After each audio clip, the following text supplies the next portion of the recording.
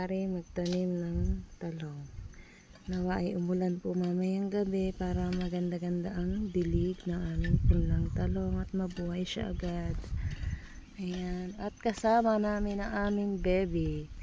Ayan, si Sowin, humahabol kasi. Ayan o, kasama siya dito. Ayan o, tatanaw-tanaw dito. Oh, ano? Mahirap siyang pakawalan din eh, kung saan pumupunta eh. Oh. Ano, nasagot ng alaga niya sa mukha. Sino?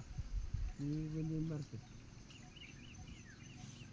Dinagat sa mukha ng alaga. Meron na lang itatanim namin. 4 na tray na lang.